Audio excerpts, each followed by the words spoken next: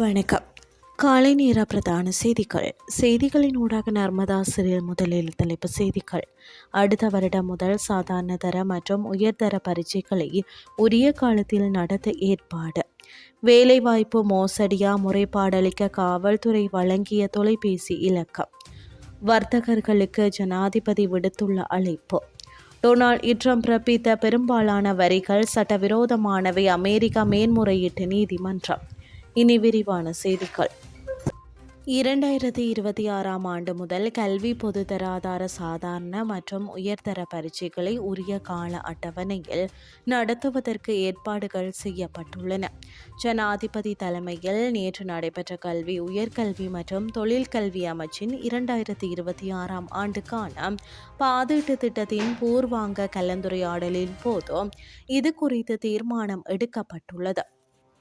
அசர்பைஜானில் வேலைவாய்ப்பு பெற்றுத் தருவதாக கூறி 25 மில்லியன் ரூபாய் மோசடி செய்த நபர் ஒருவர் ஹட்டன் பகுதியில் கைது செய்யப்பட்டுள்ளதாக கட்டன் சிறப்பு குற்ற புலனாய்வு பிரிவு தெரிவித்துள்ளது. கைது செய்யப்பட்ட நபர் கதுருவெல பகுதியைச் சேர்ந்த 41 வயதுடையவர் என விசாரணைகளில் தெரிய வந்துள்ளது. பல்வேறு சமூக சேவை வழங்குநர்களை தொடர்பு கொண்டு அந்த நபர்களின் பெயர்களில் வங்கிக் கணக்குகளை திறந்து சமூக ஆர்வலர்களின் பணத்தை அந்த கணக்கில் வரவு வைப்பதன் மூலம் அவர் இந்த பண மோசடி ஈடுபட்டதாக காவல்துறையினர் தெரிவிக்கின்றனர். குறித்த சந்தேக நபர் கட்டன் காவல்துறையில் மட்டும் 25 மில்லியன் ரூபாய் மோசடி செய்துள்ளதாக தெரிவிக்கப்படுகின்றது. தொடர்ந்தும் காவல்துறையினரால் மேற்கொள்ளப்பட்ட விசாரணைகளில் குறித்த நபர் நாடு முழுவதும் பல்வேறு பகுதிகளில் இதுபோன்ற மோசடியில் ஈடுபட்டுள்ளமை தெரிய வந்துள்ளது. இதுபோன்ற பண மோசடியில் சிக்குண்டவர்கள் எவராவது இருப்பின் கட்டன் சிறப்பு குற்றப்புலனாய்வு பிரிவின் பொறுப்பதிகாரிகளுக்கு 077 69 07 033 என்ற தொலைபேசி இலக்கத்திற்கு அழைத்து தெரிவிக்குமாறு காவல்துறை தலைமையகம் தெரிவித்துள்ளது. சுற்றுலாத்துறையில் ஈடுபட்டுள்ள தனியார் துறை தரப்பினர்களுடன் 2026ஆம் ஆண்டுக்கான வரவு செலவு திட்ட பூர்வாங்க கலந்துரையாடல் ஜனாதிபதி அனுரகுமார் திசாநாயக்க தலைமையில் நேற்று பிற்பகல் ஜனாதிபதி செயலகத்தில் நடைபெற்றது. 2026ஆம் ஆண்டில் சுற்றுலாத்துறையில் எதிர்பார்க்கப்படும் இலக்குகளை அடைய வரும் ஊக்குவிப்பு திட்டங்கள் மட்டும் போதாது என்றும் அரசு மற்றும் தனியார் துறைகளை ஒருங்கிணைக்கும் புதிய மூலோபாய திட்டத்தை செயல்படுத்த வேண்டும் என்றும் ஜனாதிபதி சுட்டிக்காட்டினார்.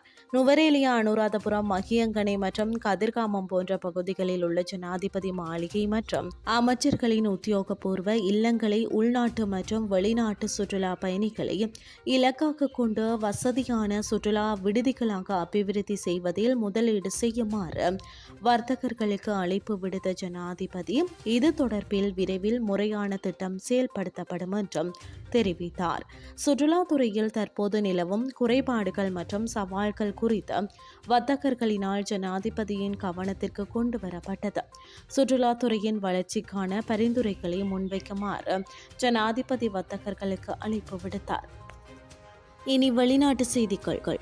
அமெரிக்க ஜனாதிபதி டொனால்ட் ட்ரம்ப் பிறப்பித்த பெரும்பாலான வரிகள் சட்டவிரோதமானவை என்று அமெரிக்க மேன்முறையீட்டு நீதிமன்றம் தீர்ப்பளித்துள்ளது.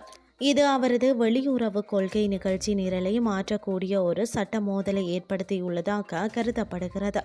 இந்த தீர்ப்பு உலகெங்கிலும் உள்ள பெரும்பாலான நாடுகளின் மீது விதிக்கப்பட்ட ட்ரம்பின் பரஸ்பர வரிகளையும் சீனா, மெக்சிகோ மற்றும் கனடா மீது விதிக்கப்பட்ட பிற வரிகளையும் தடுக்கும் என்றும் எதிர்பார்க்கப்படுகிறது. இந்த நிலையில் அவசர கால பொருளாதார அதிகார சட்டத்தின் கீழ் இந்த வரிகள் அனுமதிக்கப்பட்டன என்ற ட்ரம்பின் வாதத்தை அமெரிக்க பிராந்திய மேன்முறையீட்டு நீதிமன்றம் நிராகரித்துள்ளது. அவை சட்டத்திற்கு முரணானது என்பதால் செல்லாது என்று நீதிமன்றம் கூறியுள்ளது.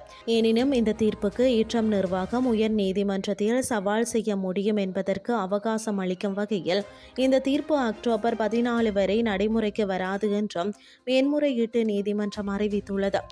இந்த நிலையில் குறித்த தீர்ப்பு நடைமுறைக்கு வந்திருந்தால் அதன் முடிவு உண்மையில் அமெரிக்காவை அழித்துவிடும் என்று அமெரிக்க ஜனாதிபதி ட்ரம்ப் தமது ட்ரூத் சோசியல் பதிவில் நீதிமன்ற தீர்ப்பை விமர்சித்துள்ளார். மேன்முறையீட்டு நீதிமன்றம் இந்த வரிகள் நீக்கப்பட வேண்டும் என்று தவறாக கூறியது.